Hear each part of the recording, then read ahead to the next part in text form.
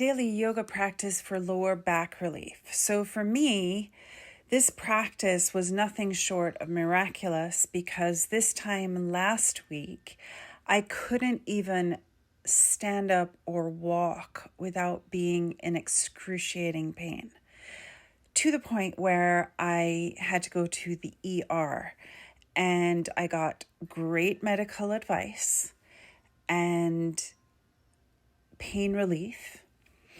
And from there, the doctor said I needed to move more, and that would help relieve the pain.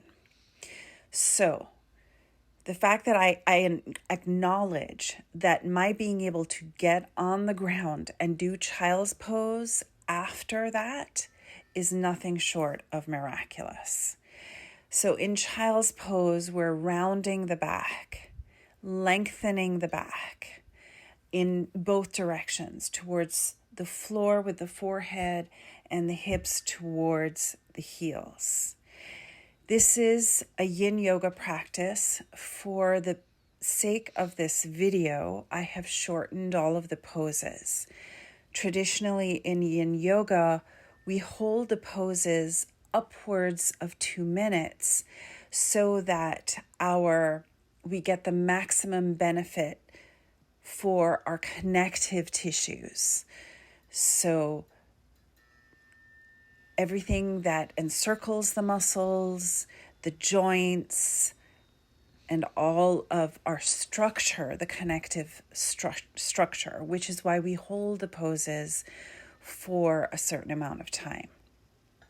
So after child's pose, I went into what some would call a low lunge or a lizard. It's called dragon in yin yoga. So basically, I slide one knee back, place the hands on the inside of the other shin. If it is available, bending those elbows towards the floor. Again, I am very grateful that my body is able to do this today. It has been 1 week and a couple of days, and like I said, this is feels like nothing short of miraculous.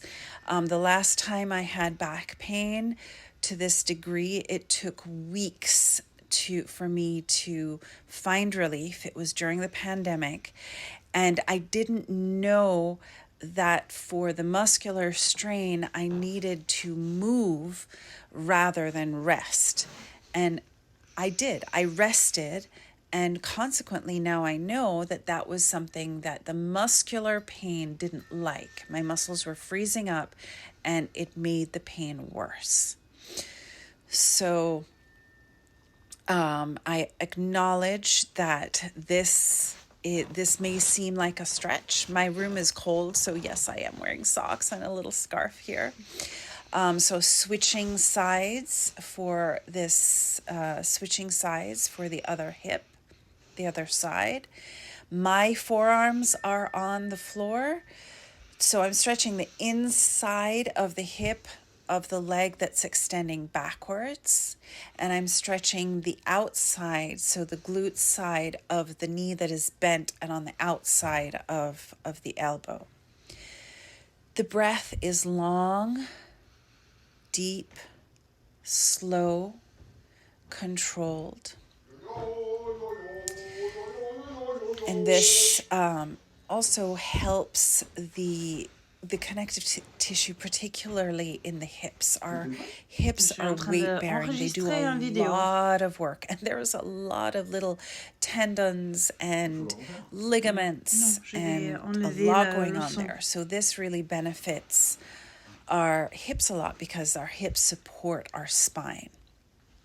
So the following set of poses that I did is called windshield wipers. So getting on the back, bringing the feet wider than hip distance, and swishing the knees over to one side.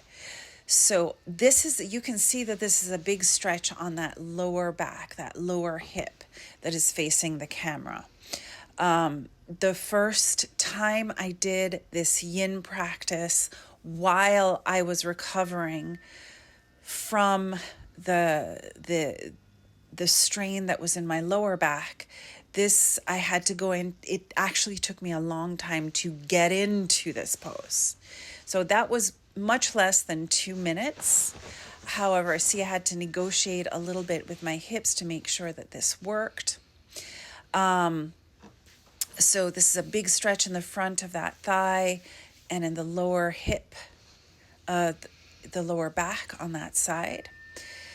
And again, this is called windshield wipers. And traditionally, if you're doing this practice on your own, please hold each pose for more than 2 minutes, upwards of 2 minutes. Then a supine twist. One leg is straight, and then the opposite knee comes over to the other side of the body. So here it is my left knee that is coming all the way over to the right side, and my left shoulder is going in the opposite direction of the knee. So this is a twist. Please note that there was a lot of spine lengthening poses before I started to twist. Lengthening before twisting is really important to keep our spine safe and to twist as safely as possible. All right, so twisting over to the other side. And remember, if you're doing this at home, to do that other twist for upwards of 2 minutes. So you can always put a timer on for the 2 minutes, which is what I did when I was practicing on my own. I put a timer on my phone so that I knew how long I was holding each pose. So the first pose, just to review, was child's pose.